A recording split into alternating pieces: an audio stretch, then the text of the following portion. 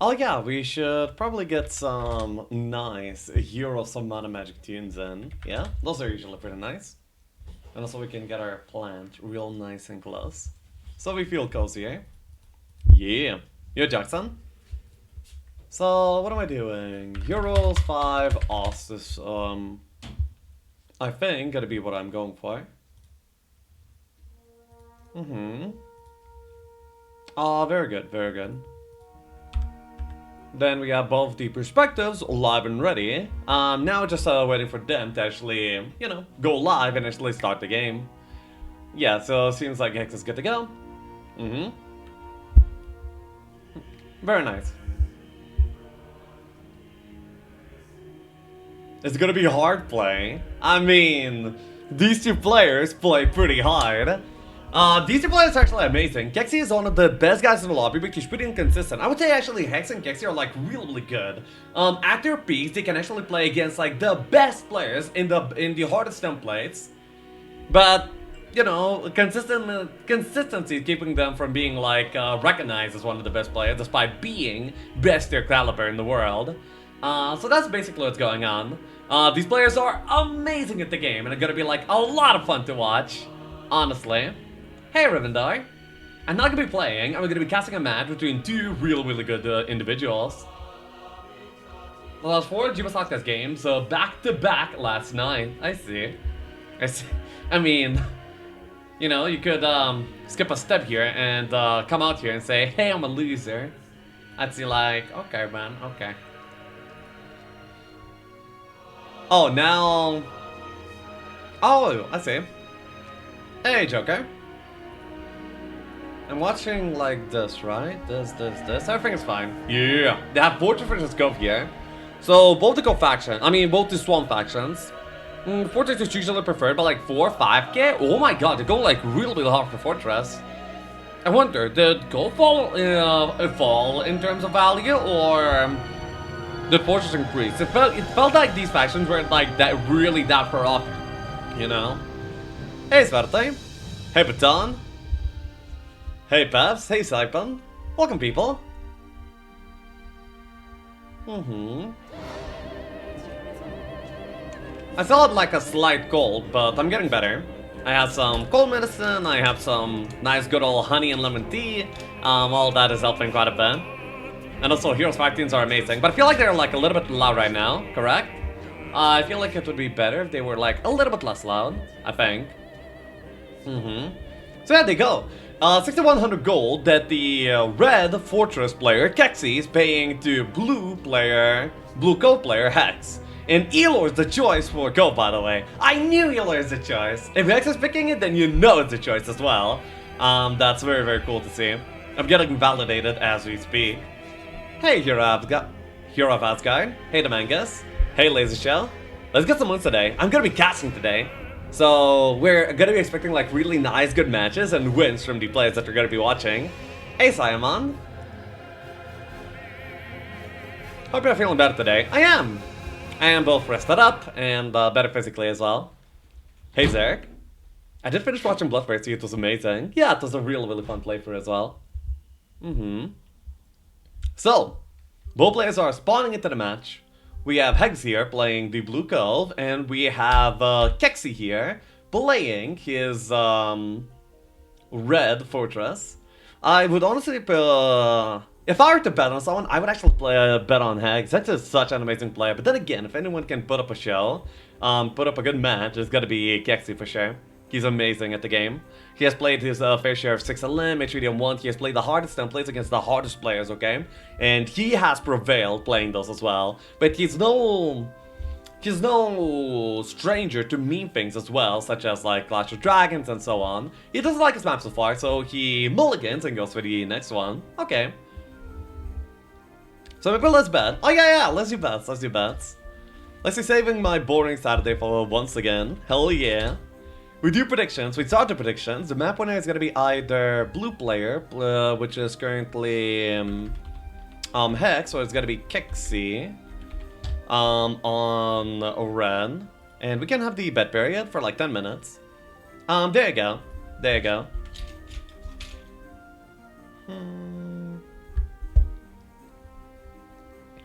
what was the trade? The trade ended up being, what do you call it? 6100 gold that the red gold player ended up paying. Oh my god, look at that dwarf boss over there. There's some high quality bosses and dwellings here, but he actually is ignoring that immediately and going for the side now to presumably pick up some army before he does any of the fights, which is a real conservative way to play. But being conservative is gonna be, you know, not that bad. Alright. Comments on screen. No, we don't have chat on screen for this one. Yo, and there? Hard plane coming, yeah. Yeah, Tamek? Did you see the clip with Zranov and Rito? It's funny shit. No, not right now. Asian kids play video games, of course, and they are the best at it. Actually, I didn't know Ketsu was Asian, but I mean, doesn't matter much, right? Casting today. Yep. So yeah, currently, both team players actually went for the side town immediately in order to, like, assemble their army. And the fortress right now has a really good Ogre Club to go for, but he actually ends up ignoring that. So morals from Wolf Raiders can do, like, a lot of damage towards you, but, like, an item like that is such huge value. And for you to ignore it is a little bit strange, but I see. He makes a choice like that. Meanwhile, Hex is also doing basically the same play, where he goes for the side town immediately to collect some army, and now he has like a pack of birdos, which is really nice. He is gonna be able to go for the elves immediately. The cell boss will not really pose a threat, and he will be able to dispatch them. And whoa, he's ignoring the elf box? Elor is renowned, super good at ranged fights, even without any extra army. And when you get like the Scython army as well, you should be able to do even maybe a horde of elves. No, maybe a horde would be sketchy. I didn't notice how many there were, so it's like kinda hard to say. Hey Revendar. Is it me or blue by screen? It's a bit moved down. A bit moved down. Oh, actually, yeah, I see it. Oh, it is. Okay. There we go. Thank you for that. And an enemy. Jeez, I never rush Scython that fast. Yeah, it's a very conservative play, but it's a pretty consistent play. I guess both players are feeling, you know, confident taking the game, you know, long term, so they don't really feel the need to try and cheese the opponent, which is pretty respectable, honestly. Okay. Keqibq knows how to take these dwellings like really well. So he's using fly patterns, the Kalita, the Gorgons, and then he gets morale down low. Well, doesn't matter too much. He's still gonna be fine. Then, yeah, a single dwelling so far as a star for Keqibq. Meanwhile, a big box as the star for Hex. This is probably gonna be Seaman boss. Maybe it could be even the Pirate boss. That would be pretty interesting, I would say. I'm playing games today. Depends on how long the series go. If the series is short, then I might. So, basically, we'll see. He'll in repetition, and yeah, he gets the crewmates. Alright. Not bad, not bad. Pretty good start for the co-player. He also has like many other good bosses to go for immediately after. Meanwhile, the fortress, led by Keqibq Zalkin, is currently having like a bit of a time getting everything going. Of course, he started off with like no gold, so he doesn't really get to build it too much. He also didn't get any early good boxes to start on, so his start is rough all around.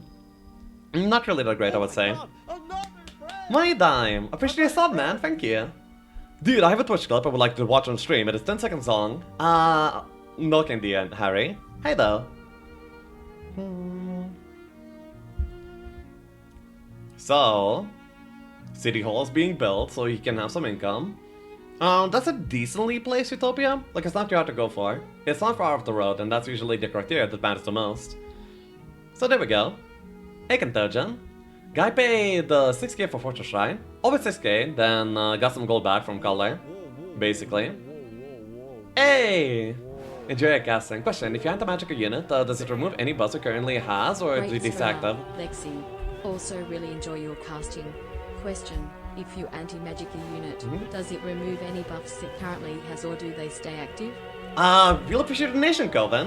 When you anti-magic, all the negative side effects are actually removed from you as if you were to cure them, but the good buffs remain. So anti-magicking is not only like good for the sake of getting your units anti-magic, it also is like the best of every single possible outcome. Removes debuffs, keeps buffs. Really great.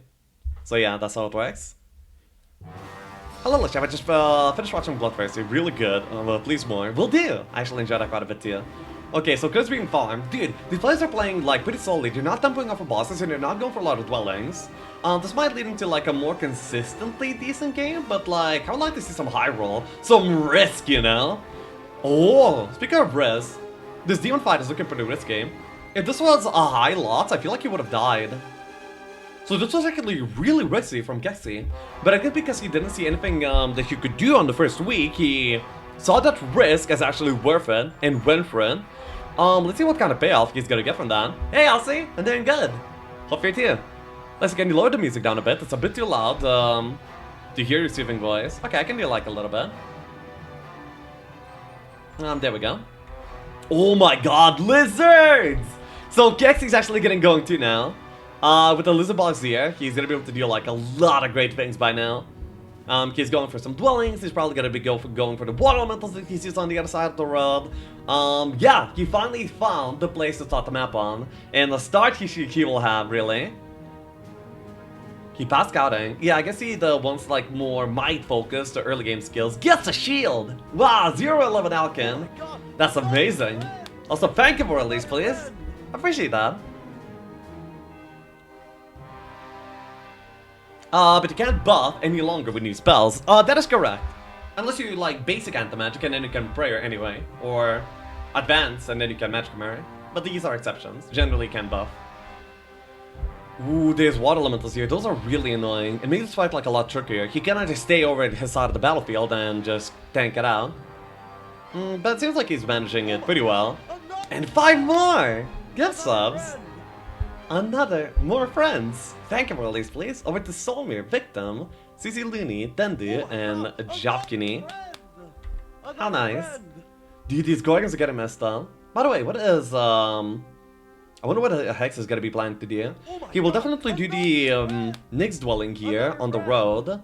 Apart from that, I don't really know. Maybe he wants to go for the Unicorn boss early? Oh, look, he actually has the cursor placed on the Nyx dwelling already. Then possibly the Gorgon boss, and then so on. This better be a Gorgon box. No, this is like next to a dwelling too. I feel like this will be maybe at most Basilisk. Wait, how the hell did he get in this position where the lizardmen just walked up to the water elementals? This does not make a lot of sense, but okay. Alright, alright. I feel like he will actually have a worse result than auto battle. Which is a big shame. Yeah, it feels like it's gonna be worse than auto. Auto survived with 58 lizardmen.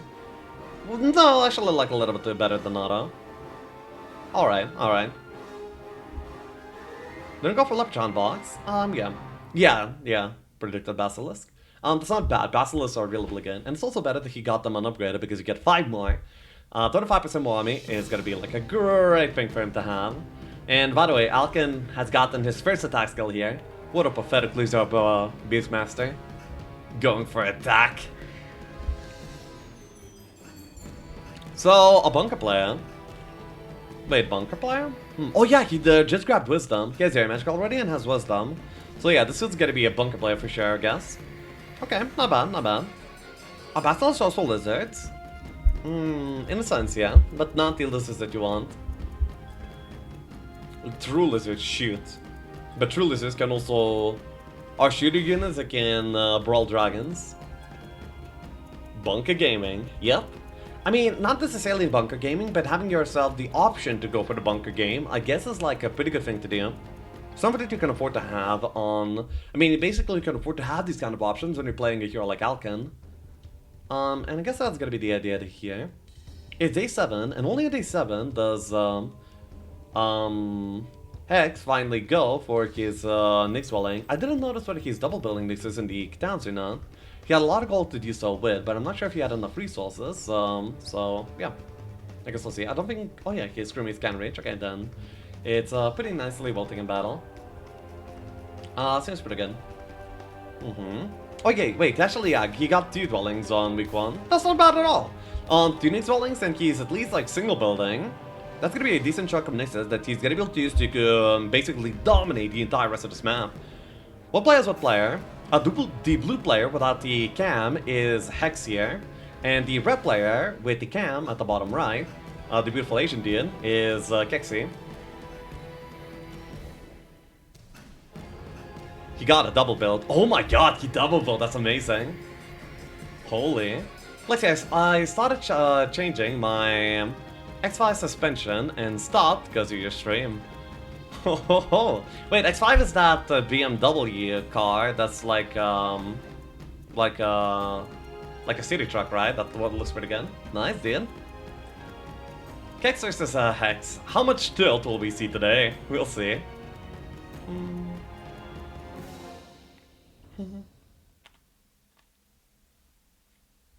Oh man. So currently I would say Hex is actually ahead. Yeah, Hex ended up getting like better tempo in the early game with the crewmate boss, and then he ended up being able to use that for the sake of for the sake of double building into Nixus as well, with 2 externals too. His army is currently like pretty insane, and it's only gonna get better from here, at a pretty good pace too. I feel like he will be a tempo gamer, not a bunker gamer, so he's gonna be relying on his utopias quite a bit to get things. Oh my god, he just takes wisdom like that. As I was saying, he's a tempo gamer. He's just like snap picks wisdom. I guess he came into this with a plan. That was like a really good, a really snappy decision. Where he basically immediately knew he's gonna go for this. Yeah, this was not something that he thought about. I mean, this was something that he thought about in advance, clearly, based on the way that he played. Is it normal that Lexiav makes you feel inferior? An enemy just upgraded from suspension building to rocket booster and OS ejector for his car just because of Lexiav's stream. Alright. Double bunker gaming. Yeah. The bunker timers will matter a lot, and also whether they can actually find some knowledge to use the control spells with is gonna matter a lot too, because both of these guys are playing idiots, okay? Both Alkin and Elor are notoriously, alongside Shiva, the heroes that actually end up getting like 0 knowledge. They can get control, they can like mess up the map, do utopias and whatever, but they have to get knowledge from items because they're just not very smart. So, yeah. Seeing who actually gets knowledge and how is gonna be like pretty interesting. Usually that's kind of an issue, honestly. Yeah. Kate's gonna already skip the other bunker gun. Might go in, right? Earlier. Wait, can't he? Did he get a flag control scroll, or did he? He's at 2 knowledge. I didn't check his items. I might have missed something. He got a flag scroll, 121. Ooh, that's actually amazing. Nice. Well, amazing. I mean, he definitely would have wished for something else, but getting a control scroll is gonna be good, no less. So that's how it goes. Not bad. He's farming Gorgon dwellings, but he ends up getting like no Gorgons, yeah. And he also got Earth Magics too. If he had Wisdom, he's probably planning to go for... Yeah, he has Wisdom, so he's planning to go for Bunker. So he might have wanted to... Excuse me. Skip Earth Magic so he can buy it in the Underground instead. That way he saves a level up, and he can also get like the other skills that are more important to have early at Expert at an earlier timing too. That might have been something that he wanted to do, but I'm not sure. Maybe he has a better plan. Maybe he's not like hard committed to the bunker just because he has Wisdom. So he wants to be keeping himself nice and stable. Or he just doesn't want to get some other useless skill. Of course, rolling Diplomacy is gonna be like a huge part of this game as well. If one of the players doesn't roll Diplomacy, he's gonna be stuck being super aggressive towards the opponent. Meanwhile, the Diplo player can actually stay back and just farm up at, you know, whatever pace he feels comfortable with. One gamer is going for Pirate Gaming. No. Elor upgraded the birds in order to be faster, and also like increases pass stack like a little tiny bit. But I'm pretty sure. Oh my god, he skips air magic. Okay, you see now that's the logic that I just talked about. If you're gonna be going bunker, then you don't really want to pick the schools of magic because you're gonna be able to buy them more efficiently later on. So you don't actually need to get it that early. And yeah, Hex here probably applies that logic in order to make that decision, I would say. How much did Fort pay? 6.1k. And he's playing blue, so he paid even more for color. I mean, for a faction, sorry. One game is going... Oh, yeah. So... These are Boots of Speed? No, Great Null Flail. Still, a really great item. He's building up the Might too. So we had the Captain with lots of attack versus the Beastmaster with lots of defense. And both are stuck in the swamp. I mean... A bit of a Matic faction. Faction pair, I would say. He looks at Wisdom and pings it. Clearly he wants experience to get it up to Expert so he can do like other things immediately after. Upgrading Nixes is gonna be like a huge play as well that he's gonna be making. Nixes are gonna be absolutely amazing. He also builds up income. Not sure if he just wants a marketplace or income specifically. Hey, expert log. I mean, basic logs.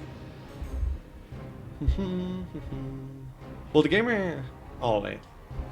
Hex is playing for consistency, I guess. Yeah, both these players are.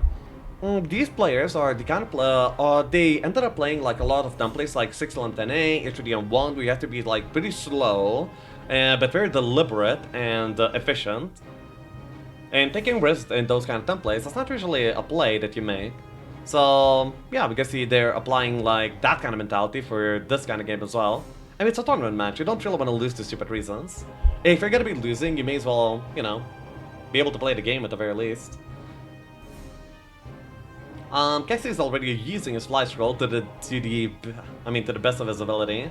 He also ends up getting like lots of gold here. By the way, it's over 100 lizards! Now, 124 is like not the best time for over 100 lizards, but still, it feels pretty good to have, I'm sure. Plus he talks so fast when he casts, it sounds like he's about to drop this year's hottest album. Nah, that's not that fast. So, yeah, disposes of Nagas and he's gonna be good to go. A good fight on the 3-0 slots, and then he's able to return back to main. So that's like a pretty good flight farming. Oh no, he chooses to go outside. He sees a magic well over to the left side. He might want to utilize that as well. Yeah. No, doesn't go for the... Oh, okay, notices the magic well. There's 3 bosses on the south side of the map, but it doesn't look like he's gonna be going for those. Okay. It's not a bad thing. Wish I could do it. I see. Hey, Rusky. Alkin, hard play off? No. Alkin is the hardest player around. Then we can go over to Hex's perspective too. Let's learn English by listening to Busterheim and Eminem. True story. Lexi, would you say that overall strategy is different, but everyone fights NPCs pretty much the same way? The same way? I wouldn't say the same way, but usually the most efficient way is gonna be looking pretty similar. So the players are good. By the way, you see, it's getting CDOS from, basically he cannot afford to upgrade CDOS there. That's such a huge upgrade to get from Pirate to CDOS, but he just can't. He doesn't have the gold for it. That upgrade is insanely expensive, and also, on a hill fort costs twice as much as well. So it ends up being a ridiculous cost, really. You should start hosting auctions, Lexi. I mean, I host auctions every day, like 4 times a day. Faction auction. 6,400 gold for the Red Fortress. Anyone more? Sold to the highest bidder. You know Keqibq? No. Okay. Why some place archers upper stack and some lower? Is that just some preference thing?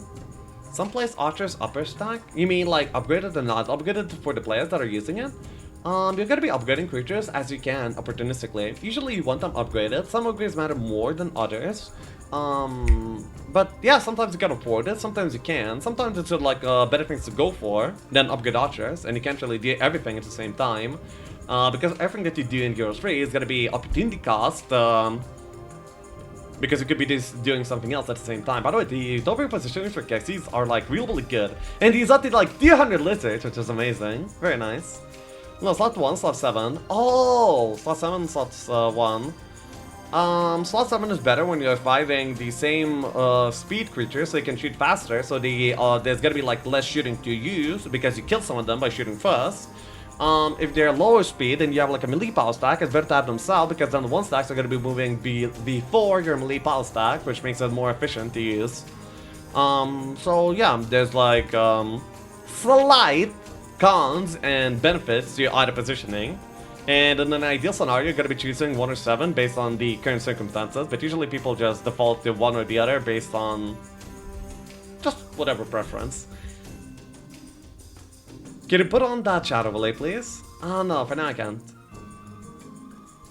Casting, yeah. Do you want them in the corner of the map so you can block them from enemy? Yeah, so 1 to 7. But 1 to 7 does matter in some cases, but like, not by much. Not by much. Hi, Lexiav. I know Jebus Outcast is the big thing right now, but would you consider doing JC every once in a while? I'm not here every day anymore, but I'm missing good old kebabbing. I did do that, Tarjan. Recently I played in that tournament. Recently I've done a shell match versus Zeno. I've done a match of Jebus versus Vudash. So yeah, basically I do that for I do that from time to time. The real question is who plays harder? Yeah, boy. Jebus Outcast I gameplay today. Is the version out yet? I don't think it's out yet, is it? Add them on YouTube. I'm not sure about that. Don't know. You're going to It is. Oh, like, is the official version out yet? Damn, okay. Maybe we are gonna try some after. Depends on how long the series go. And yeah, you see me. Ooh, both the here, I mean, the match is actually looking pretty close. Well, then again, I say pretty close, but honestly, the Nixers are gonna be tearing those apart. And after the dopes are done, then... Oh my god, wait. The first one to farm a dope is actually gonna be Keqibq. I was just gonna say that Hex is ahead because she's farming those first, but then Keqibq is like, lol, no. Okay, let's see it. It is a tier 3 Utopia right now. This could be huge. Ooh, if they go for oh my god, that's amazing. Now he gets to shoot on the lizards. No, no, what?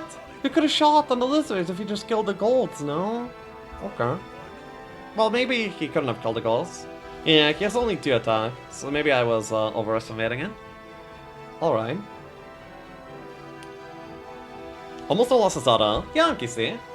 Not out, just public testing. Okay, people are trolling me again. Jesus. Goose? Skips Actus again. Gets Earth Control. That's amazing. He's gonna be able to go places now. Like, heading to the bunker is gonna be like 1 or 2 turns less. Getting out of there is gonna be like a little bit faster to him. He also gets like a pretty good amount of stats. With this much knowledge, it's gonna be really worth it for him to actually go for the bunker because the moment he gets there, he's immediately gonna be benefiting off of it like quite a bit. So probably this turn, he just recovers mana. On the following turn, he already starts going for the bunker. So yeah. He has the benefits of having knowledge, and he also has the benefit of being of having to do only one of the 2 guards, which the Falcon is certainly going to be able to do, which is amazing. He gets to spam Meteor Shower, he gets to, you know, have his Lizard Ball stack. It's not bad. Currently he's calculated the moves on whether he's going to be able to get the boss and still return to the town in the same turn, but I don't think it's actually going to work out for him. Yes, trouble. Holy moly, he blind dwellings. Yeah. Look at... Wait, only 14 Nixes? Wait, what?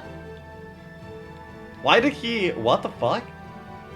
Why did he... Well, I don't understand what happened, but there were like 9 Nixes. I can see bought them out and then just didn't pick them up yet. Okay. The sub will be valid till we stop streaming, which I hope will be never. Aw, how nice. Thank you, enemy. Let's see, what's a random luck skill proportion in your opinion in Jebus Outcast? Because sometimes, for instance, the rolls are so bad or the bosses are non-existent that no matter what skill you lose, ain't it? Sometimes, I mean, in poker you can just have a better hand and win, lol.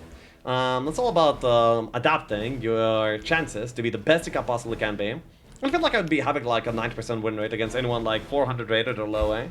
So I think it's actually like a pretty healthy amount of proportion to skill and luck, where like an underdog can definitely win, but will not necessarily win. Wait, despite having wisdom, despite having earth control, he goes immediately for break instead of the bunker? Maybe actually because he has the earth control, he goes for the desert so he can then return to the bunker easily anyway. Okay. Alright. Jebus Outcast is one of the most RNG templates that's played out there. It is, but at the same time, it's not too RNG. It's fine. It provides for healthy, nice competition. That's fun for most of anyone. Both the players playing the game and the players actually watching it.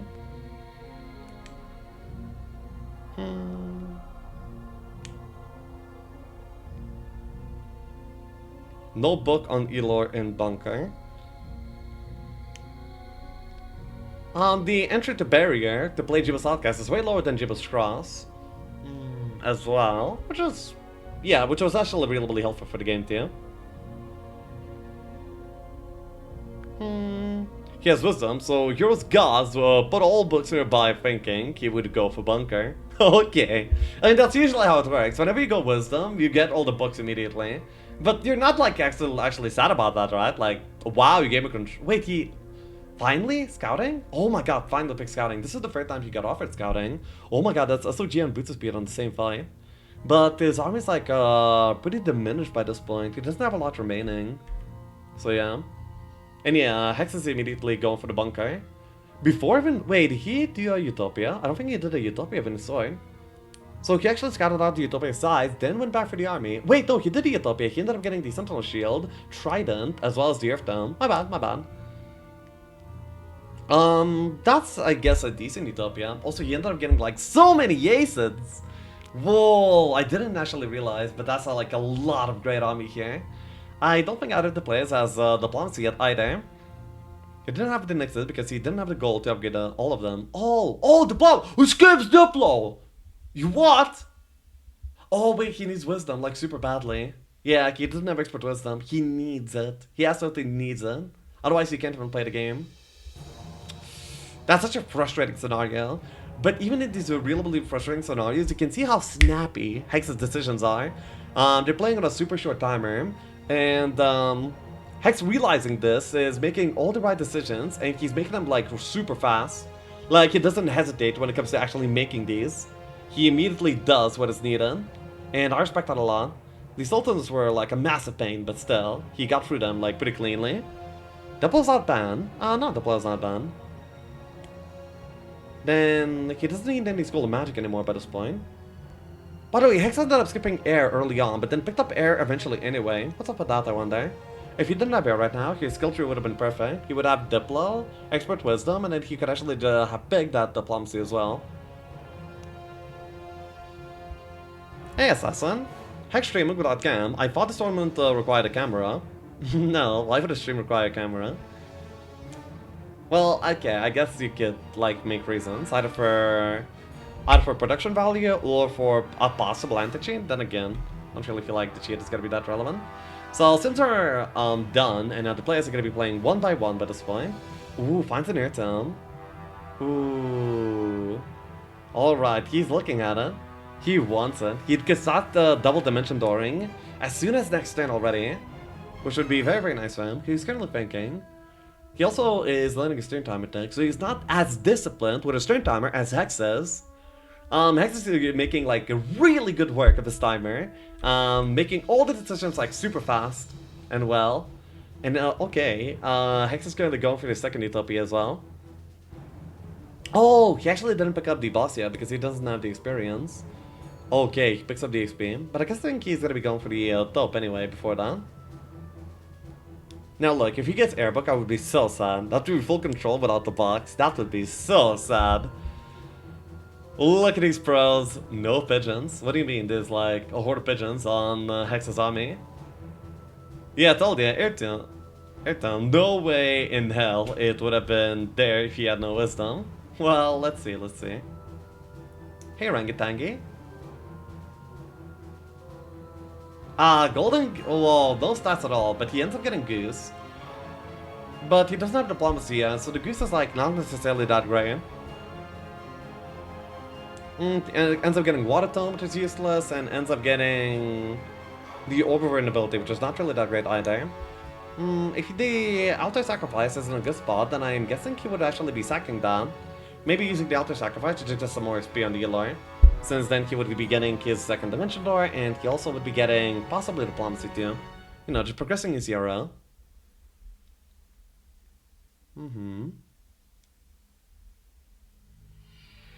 He ends up building quite a bit of infrastructure too. Not bad. I think Hex might be buying Water Magic as well. Water Magic is amazing, and you certainly want it if you can get it. Ooh, oh, this is like a big fight. Okay, but it seems like Alkin is gonna be able to get through this with the help of some meteor showers. Alright, not bad. He's taking the fight well. I mean, clearly as you would expect. Oh, sorry for that. He can still upgrade the Pirates and Hillfoy. And yeah, starting now, Keqibq is gonna be double dimension door in every single time. But then again, in a very short amount of time, Soul Hex. But Keqibq is also gonna be the one controlling the middle town, since he's there first. As a replay, he doesn't get to recover mana, so being there early is like a really big advantage. And as Red, you kind of want that. Pretty much every single time you can get it. The cows, yeah, the cows are taking a beating, but this is all for the greater good. Certainly you want the control. Then he's able to see that the town is not protected by anything, and then he's also gonna be... Okay. Whoa, this road is like... tough. Yeah, okay. Actually, he could have reached the town on the next turn if he like just jumped the Cavaliers and just jumped down again. But finding Cavaliers would be unacceptable because he doesn't have mana to use. He needs to get the mana before he gets a lot of other things done, I guess. The players should have some overlay with their names so we can see who's who. This is a bit confusing if you've never seen these two players before. I agree. I just, I started streaming like a super short notice. Yeah, Avantgarde, the, one of the, basically one of the hosts of the tournaments, was like, hey, cast? I'm like, yeah, sure. Let's go. So that's how it went. Ooh, Artie mentions like pretty much immediately. Ends up finding like nothing that of value, no boots of speed, no gloves, which was clearly what he was looking for. So pretty unfortunate for now. Yeah, hello, I'm here. Maybe in between game 1 and game 2 I'll be setting that up. One is Hex, Kex, and Lex. Yeah, there's Kex, Hex, and Lex. Wow. He took the Leopard Charm fight, but didn't take the boss. I guess he still is looking for experience. Quite a bit. But if he was looking for experience, why not sack the artist at the very least? Might be able streaming in a little bit when we have like some downtime. So the break for Hex is Hydra's, who's currently like missing some stats as well because his Utopia ended up being, yeah, just ended up not having lots of stats, so he'll need to find that through the desert. His army is still like a little bit low too, but it's about to be day 1, so at day 1 they'll be able to update the army by quite a bit. I mean, at least Hex will be able to, the Cove player. Meanwhile, the Fortress player didn't actually build up like a lot of army to buy from the main. He's gonna be relying on tempo army, such as Box army or Diplomacy army if he ever gets Ziplo. So yeah. Oh, scouting? You need scouting for late game. No, skips it. Okay. Next level up, he'll be getting a choice between 2 new skills, which is very, very dangerous if it ends up being a bad one. Alright. Ends up seeing the way that the zones are, ends up building into a little bit more army too, using the citadels, which is not bad. A little bit of nice extra value. Then back over to Kex. He's gonna be dealing. Oh, first hit, immediate paralyzed. Dude, Keqibq are such frustrating units. Like, bro, like, what is this? It's so frustrating. Where's an auto, by the way? Ended up losing a few extra Luzman, but saved the cow. Probably better. But if you take Scout, you can't play Blind Gaming. Why would you want to play that?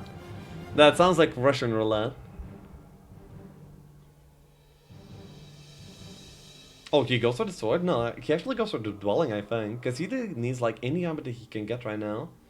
He has some extra moves remaining, so actually he's just looking to get some experience from some fights, I think. Yeah.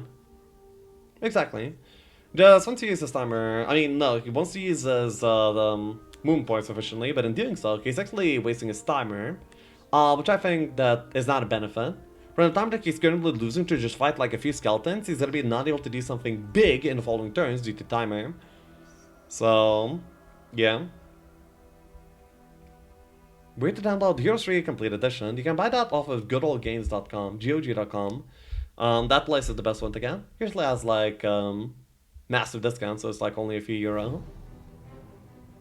Exclamation point download for the link.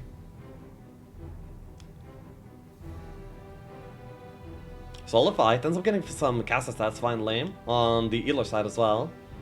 Not bad. And yeah, takes it down, and then Yeah, I guess he's just gonna be recovering mana. He can also take me back into his main too. Buy HD from Hero 3. From Hero 3 from Steam, best offer. No, never do Steam. I know you're joking, Fake Smile, but you know, people don't immediately register it as a joke, so be careful with that.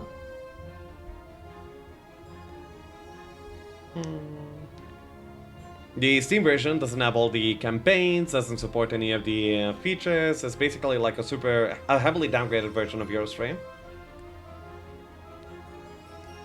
Yar, what is buying? Buying is when you support the developers that makes the things that you like, you know? So, whoa, he actually goes for bosses in the main as well. Ends up getting 6 more lizards, not bad. Oh, and then he actually gets to go for the top as well. Not bad. Pretty good. Let's see the second top of Keqibq. His first top was pretty on point with what he needed. He got pretty much exactly what he needed. And this is a tier 1, so it's not gonna be like that many stats, I guess. At least likely not gonna be many stats unless he kind of high rolls, like a teapot or something. That's such a weird move. That's such a weird move from Steam. Putting effort in to make a game worse. It's not Steam's initiative, right? Steam is only a vendor. How do we support home-free developers over GOG? Like the original developers are no longer there. Currently is the whoever else. Expert Wisdom by this point. Okay. So he gets to go. Okay, he goes into middle, buys out the Mage Guild, and he's gonna be sitting here. Luckily for him, he cannot get reached by Hex currently. By the way, that Oasis on the road, you see that down there? That's gonna be a massive thing this game, I think. If Hex knew that, and he was able to reach this Oasis, he could actually even attack on the following turn. Well, not that it would be necessarily a good idea.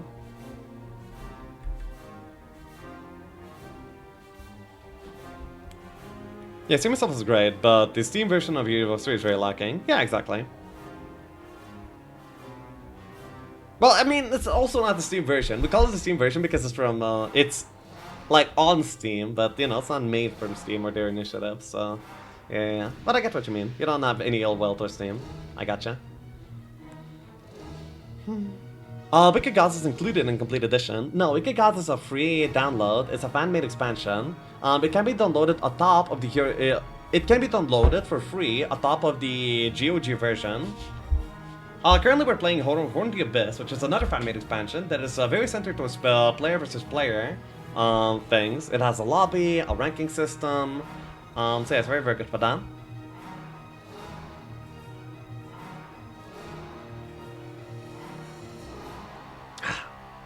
So the bestie I drank in a while. It's very lemony and honey. It has honey and lemon, the bestie. Hell yeah. It cures my cold immediately. Luck over leadership. Morale can be easily gained for items. Luck is actually extra damage. That might be the cause. I would never pick that personally, but if I try to rationalize what they did, okay.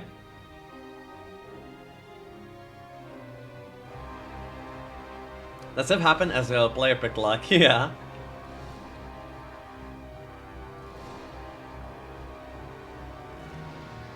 Whoa. Wait, he actually YOLO jumps like that, and he can no longer use any spells to actually help him in this fight. Because if he did, he wouldn't be having any more mana to get out of here.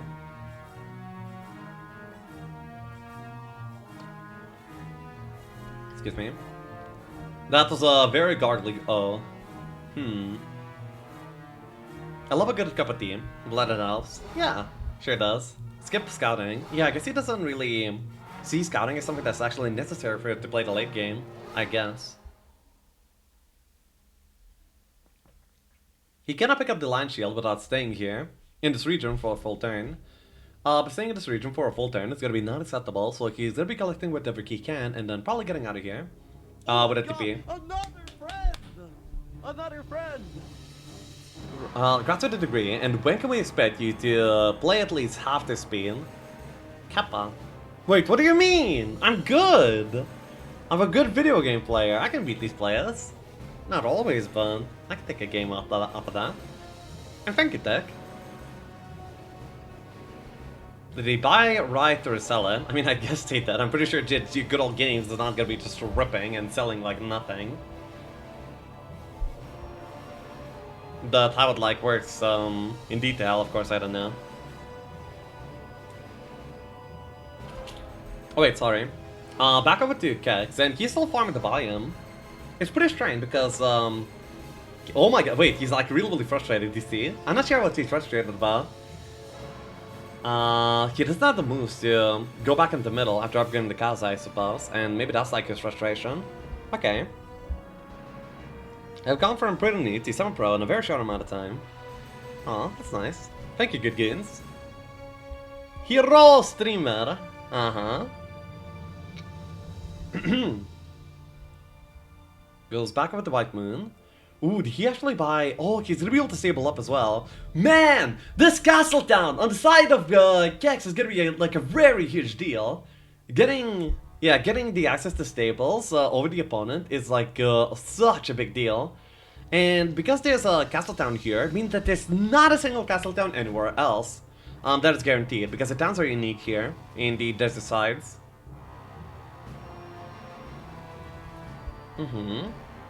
Have you ever considered the possibility that nobody is actually typing in chat and you just answer yourself because you're crazy? I mean, in order to become a streamer of a size where I have an audience to talk to you, for a certain amount of time, I basically had to do that, where I talked to basically no one. But, yeah. Oh, boots of speed! And also a helmet! He's finally gonna be able to have some knowledge, which is gonna be like very good for him. Nice. Oh my god, it took me way too long to realize you were casting a match. I'm so tired I forgot to read the title. How is you, Lexi? I'm pretty good, ZK. Hope you're too. Just want to see you play, Lexi. I see. Well, no can do right now. Skip the mess, become pro streamer. Got it. Not quite what I meant, but... Wait, he's actually gonna be pushing more aggressively. We might see the final battery as soon as next turn. If Hex ends up making this wild decision to move even more forward. Okay. He's gonna be still in position to attack the mid, but he's not going as aggressively anymore. He will probably want to snatch something from the opponent's side on this next turn, probably get back. That is gonna be the most likely scenario in my opinion. Oh, goes for the boot speed and SOJ. And he also has a teapot here. If he would collect all of these stats, he's gonna be like in such a good position. Also, that auto was amazing now. You could just take that. Yeah, it takes that. That auto was reliable again. Hey, Stage Master. When will the cast a Lexiav vs Survival match? Don't know. I know personally that I'm but a figment of everyone's collective imagination. Yeah, but how can you confirm that the other people's imaginations are real? And if they're not, then who are you? Kappa. He didn't have the sword, did he? Something that I usually don't do either, but yeah. Leadership! What? Wait, oh sorry. Oh right, he didn't have luck. I thought that he actually had. Oh, okay, sorry. But both the players actually had the level up of leadership versus luck. One player picked leadership, the other player picked luck. So this game just turned into leadership versus luck. Who will win? I don't exist because I'm a tiny panda in chat. Oh, so you're saying tiny pandas in chat don't exist? Okay, Zika, I see. Once again, I thought you were a nice person, but I keep getting surprised by how hateful you can be. Who picks luck over leadership? Hex6 is dead. Lexiav is a dreamer, godhead confirmed. Kappa. Sometimes it makes sense to pick a bad skill but a higher weight for your hero type. Oh yeah, that is also like a thing. I wonder if he did it because of that. I'm not really sure about the weights for captains, apart from their school of magic and like some of the likely skills, but yeah. But it's about the same for healer. Oh, okay.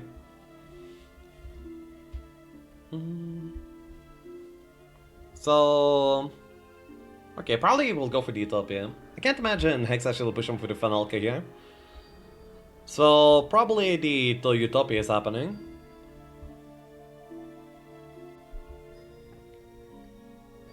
No, he just going super aggressively. He sees the Oasis, which is like a huge piece of information in case the game is not ending right now. 81 mana versus 38 mana. Stats are in the advantage of Alkin by quite a bit, actually. Actually, he's gonna go for it, but that's so mad. You can't. You can't! What? There's no way.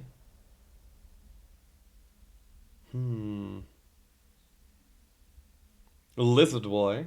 Okay, goes for it. The army is better for the attacking player, Cove, led by Hex, and however, the defender's position and the mana count and stats are pretty severely in the advantage of Keqibq, which is who is playing his defensive fortress Alkin here. How rude. Glueba. Antonixus and then what? He just sits inside the wall. And then what? Right? Or am I missing something? Like, the walls are too hard to deal with.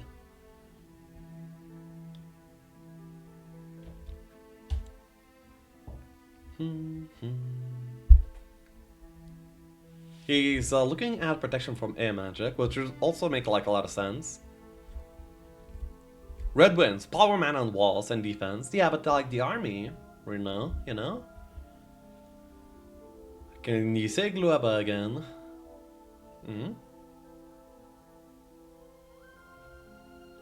Nah, chain of smoke. But like, how do you smoke with Nixes? You can't.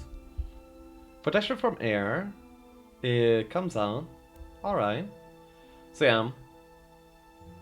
Honestly, this is anyone's game today. Pretty exciting, I would say. Kite's looking at the air elementals. Ooh, looking at the chain as well. Well, no, gladly not chain. The meteor shot would be like a decent chunk of damage, but honestly not even that much. Alright. He cast Perception. No, he ended up casting Protection from Air, which will protect him from being devastated from Chain Lightning. It's also pretty mana efficient to do. He's getting a little low on mana, so he's erring on the side of caution when it comes to using his mana, so it seems. Why can't I download Home Free HD? Can you give me a link? Download Home Free HD. It's not like a free download or anything. You have to buy it off of goodoldgames.com. That is the best version. Exclamation point download.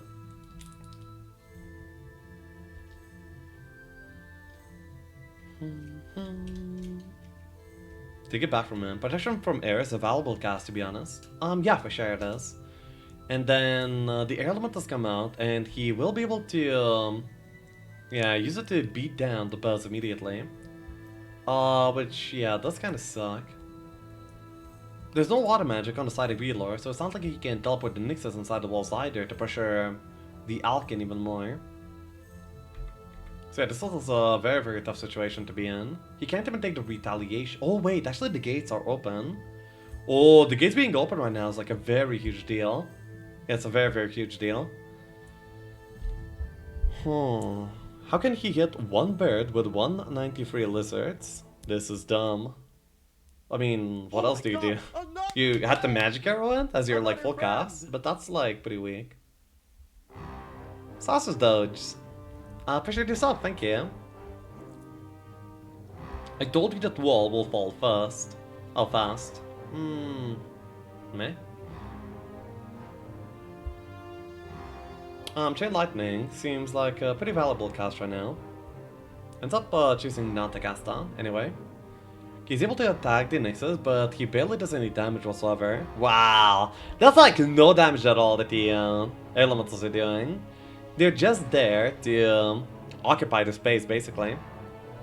Yeah, oxygen is there to occupy the space. Yeah, of course. Anti-magic Nixes.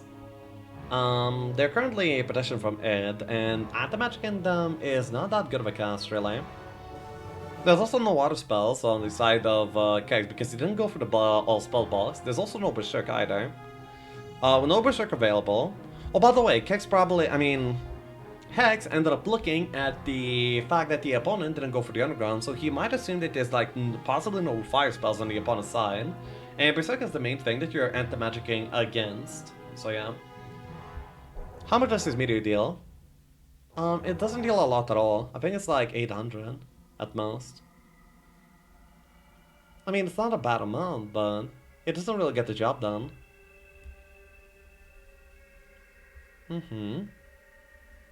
If he had oversell, then that would be like a whole different story, but, you know, he doesn't. Ends up waiting.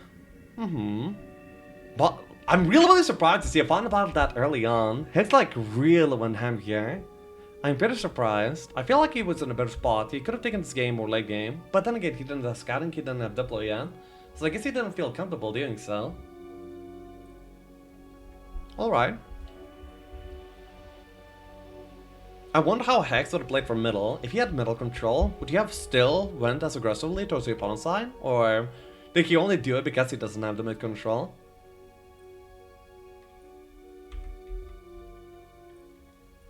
Oh, ends up choosing to meteor shower. No, is that a meteor shower? He just doesn't really do that much, it seems.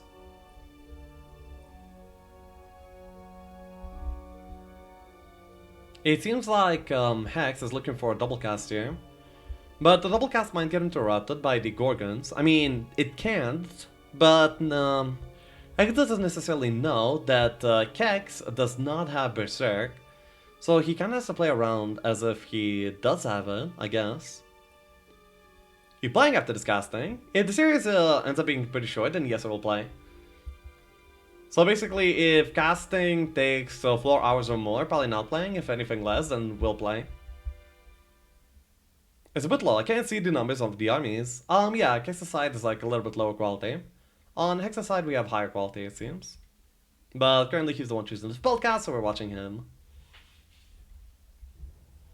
Lexiav plays surprisingly well this game. Alright, Dean. Alright.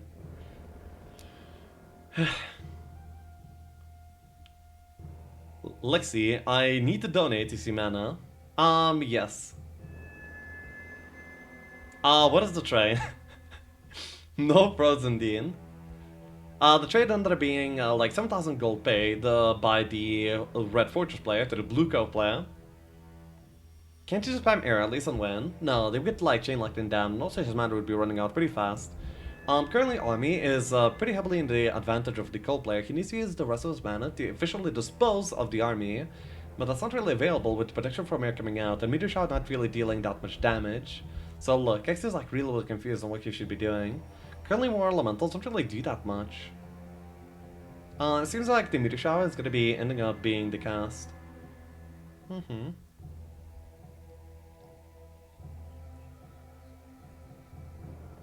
And chain him down with mana.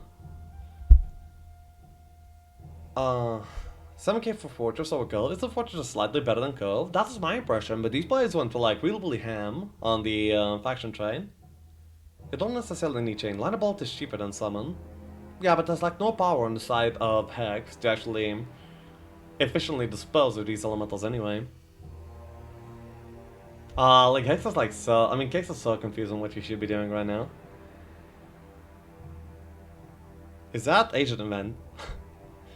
Okay, ends up choosing to Meteor Shower the Nexus, ends up getting 7 of them down, 35 remain. It didn't look like he's happy with that cast whatsoever.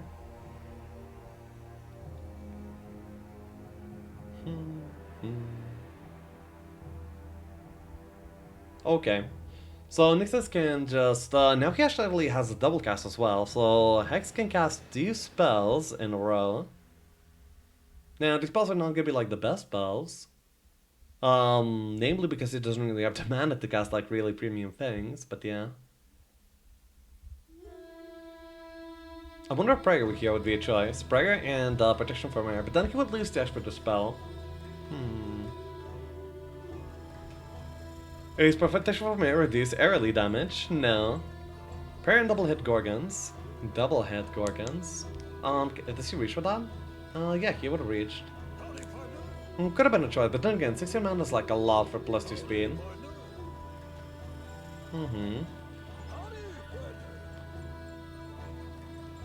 He didn't try to use the ace at the one stacks to kill the lizards blocking the main lizard stack. Interesting. He ended up choosing to full weight there. Alright. And now offensive casts don't really matter from the side of Keqibq anymore, because protection from air and earth are present. There would be only Ice Bolt available as like a decent cast, but I don't think Keqibq even has Ice Bolt, so yeah, there's like no way anymore to deal damage to these creatures. Maybe because they have only maybe because there's only 11 power on the side of Hex.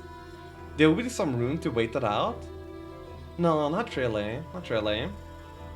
No one went bunker. The attacking co-player actually ended up visiting the bunker. The defensive fortress player didn't go bunker. Why is Hex playing so defensively?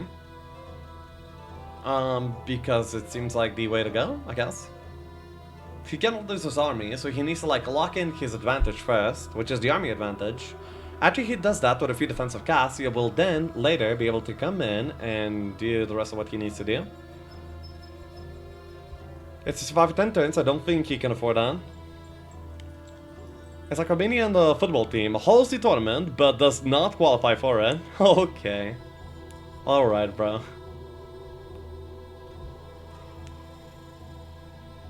Thinking about more elementals too. If you could like summon a few more elemental dice and then butt them up, that would be like already pretty huge. Okay. Can these 19 seamen kill one lizard? No, come on. They have to be able to, right? Imagine them not being able to. That would be kind of a shame.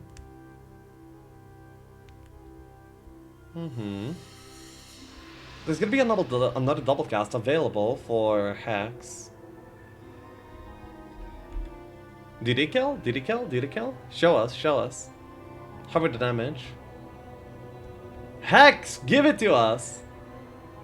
Give us the juicy info. Come on, how much damage do you do?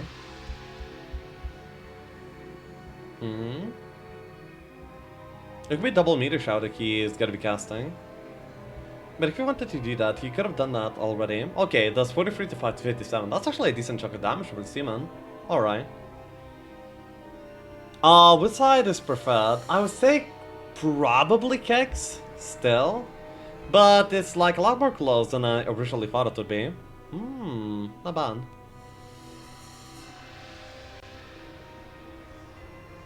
Probably just goes north and to pressure the one stacks of the lizards? No, it goes back actually. Okay.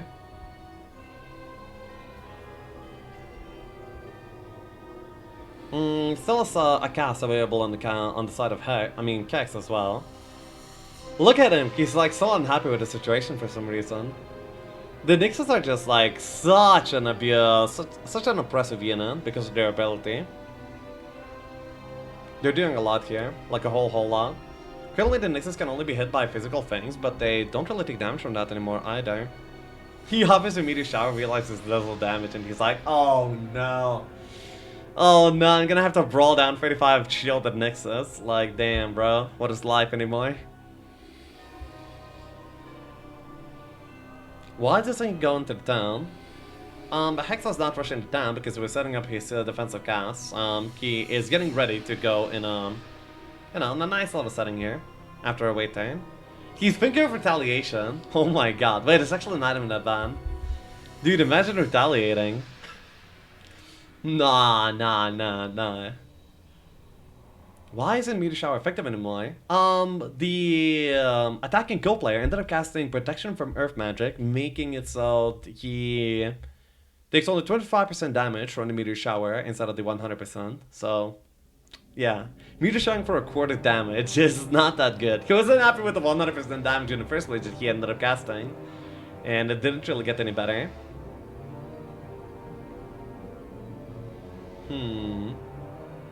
He's able to hit the Nixus too. Nah, but like, the Gorgons are the last things dealing damage to the Nixus as well. Yeah, blue has 24 mana. Wait, no. Yeah. Ends up going north. Oh yeah, 20 mana. Sorry. Wait, oh yeah, because she shielded on this turn, that's why. Had 24, shielded, has 20. For the Gorgons, kill 2 Nixes. Well, actually 5 Nixes because of the Death Stare, right? Death Stare is more efficient in killing the Nixes than the actual damage of the Gorgons. Kinda ridiculous.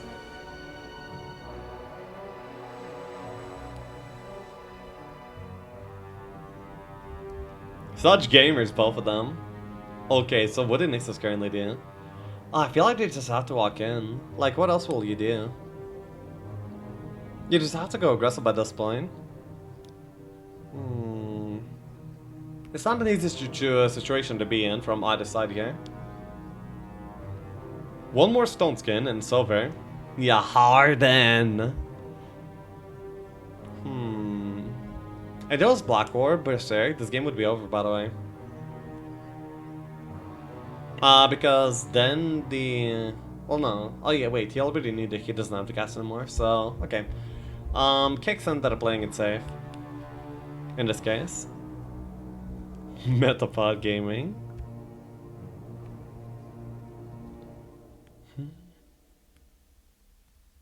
Now, this is hard play. Now, this is a hard play Finalka right here. Nobody has any mana. Well, okay, there's still 49 mana on the side of Keqibq. He's still able to cast things, but honestly not that many good things. Probably 2 more summon stars comes out of the if Hex ends up brawling. But if he doesn't end up brawling, he loses the lizards. Defense? Defense? Really? I guess he's waiting for more walls to be broken to have more options on where to go. Oh, he's able to hit now. Well, no, he wouldn't want to anyway. Okay. I'm not entirely sure what the Hex is planning, because he's on a timer. His protection from air and earth are not going to be lasting forever.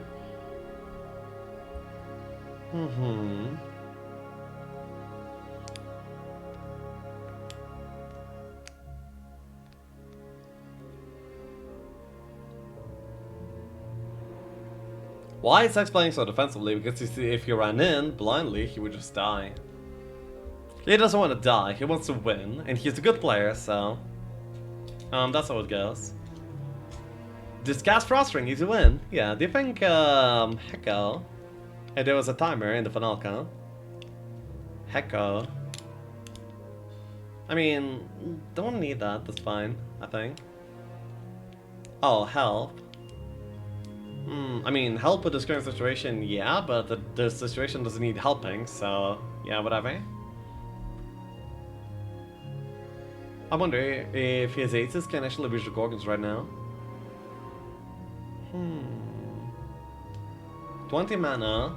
Hex needs to like find a really good play here in order to be able to finish this fight successfully.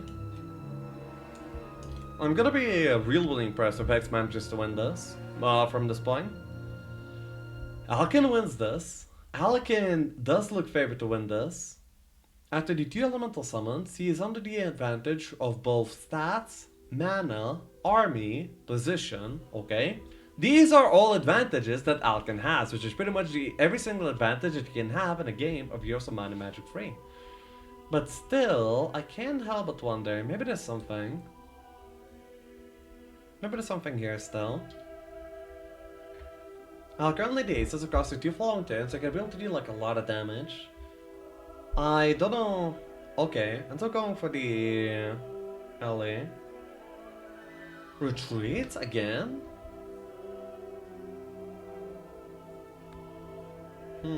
Ended up killing 30 airlies over there, which is not bad. Why are they thinking 2 turns, 2 hours each time? Well, because it's a pretty important tournament match, and they certainly want to win, and they don't want to horribly misplay in the process of thinking, I guess. 4 to 9, so 50 would be dealing like 500 damage? Damn, bro. I mean, it'd be...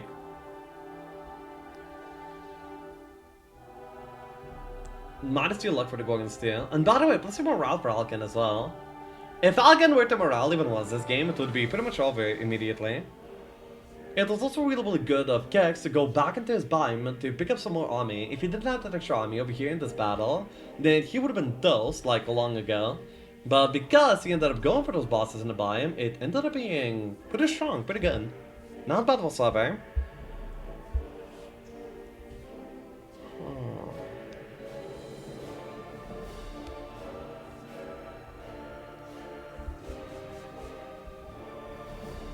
But yeah, there's a lot to consider, like the RNG of possibly Chain Lightning, how it actually impact the fight, whether the opponent will be able to take the retals or something, and so on.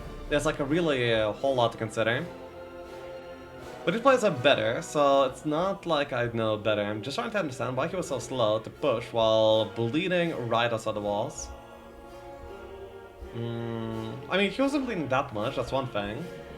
And second is that, yeah, just running in would just completely lose to like elemental spam. He needs to set up like proper timings. And currently he's doing quite a bit. He's finishing off 1 stacks that would be able to take the retaliations. He's chipping away at the air elementals as well. Honestly, yeah, not too bad. Because of what just happened here, where he lost radio elementals to like a single ace at 1 stack, it might be wanting to use a 193 lizards to actually shoot down the ace instead. Or maybe even the magic arrow towards the ace at 1 stack, just so it doesn't like do much more harm.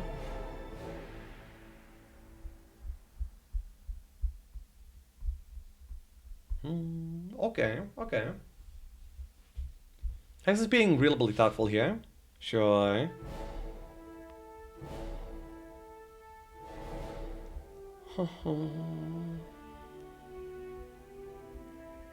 I would, but I'm not in the game.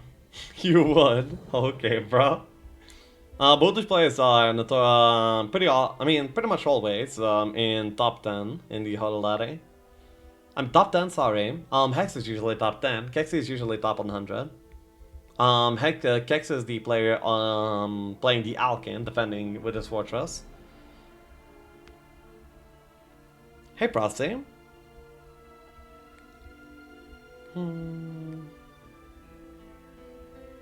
What school of magic? Wait, what school of magic would Magic Arrow be when the enemy has protection from earth, air, still follows school of magic? Any school of magic reduces the damage of Magic Arrow. So whether the opponent has if he has any single protection, then the Magic Arrow is already dealing only 25% of damage. Okay, yeah, you see.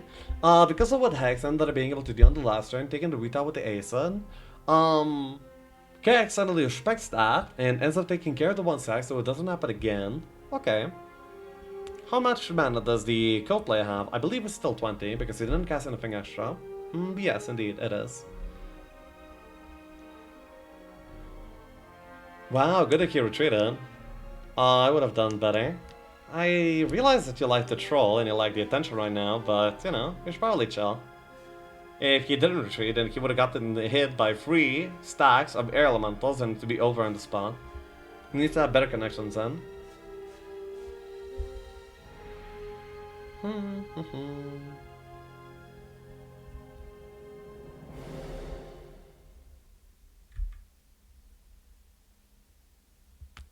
So, wait, chain over here. Yeah, then he deals with most of the air elementals already. There would be another stack coming out from Keqibq, but that would be pretty much it.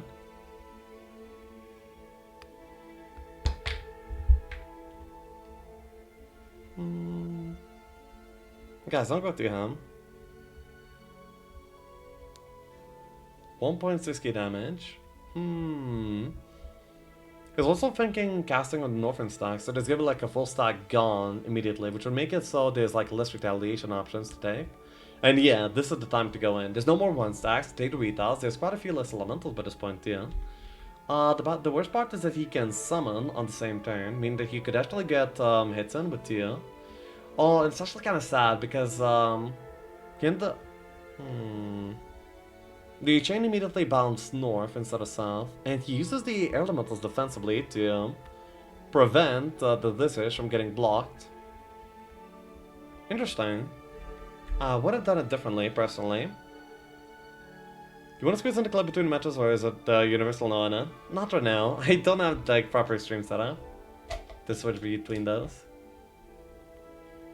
Sorry. Whoa. Actually, 30 air elementals gone from the aces. They're doing like a really good job dealing damage. So how much damage did the Gorgons do? Only 10 aces gone. The aces are dealing so much damage. Alright. Yeah, he goes like this to block off the Nixes from hitting the air elemental so the lizards can still shoot. Only 5 mana remaining for the Alkin, which he's gonna be probably using to have another small buff in. Either, yeah, probably Stone Skin. Probably Stone Skin. Yeah, so that is going on. And by this point, it's like an all-out brawl. Hex set up this brawl to be as much in his favor as he possibly could have done. But by this point, it's up to fate on whose numbers are going to be higher. Is Jebus Outcast most popular template? Probably not. As it hasn't been around for as long as some of the other ones. Casualties retaliation from the Gorgons. Okay. So the Nixes don't have to suffer through more damage than they need to. Alright. Oh my god, another friend! Needle specialty actually doing work. A little bit. FJ, officially a sub, thank you. Seaman and Lizards will be last one standing. Seaman and Lizards. I don't think so. That would be pretty surprising. Okay. Oh, bless! And he gets unlucky, lol. He gets unlucky, but the lizard's actually dealing like a pretty considerable amount of damage by this point. Alright. He needs to push through into the lizards, and if he can do that, then honestly Hex has a decent chance here. No, but he will not be able to push through, because he will be able to block anyway. The lizards killed one Nyx, yes. Blessed lizard killed one Nyx, but that was with an unlucky shot. Alkin wins, does he? Move cow and air change. Yeah, basically. Probably what's gonna be happening. Maybe he can tank all the lizard shots, you know, he's just run out of shots. Nah, probably wouldn't expect that to happen. Okay, thanks for playing, GG. Okay, Hex calls it. Alkin, the defender there, ends up taking the game. How cool. Actually, nice close final battle. Oh man, like a few more Nixes or a few more Aces could have actually meant the battle there. Or like a little bit more mana on the side of Hex or a little bit less on the side of Keqibq. So yeah, really cool game. Game 1 goes with the Keqibq. There we go. Then we can update the title gloriously. Nice match, nice match. Does anyone know what happens in lobby after 20-minute timeout? If it's a 20-minute timeout, I'd expect after the 20 minutes for you to get untimed out. 0, 1, yes.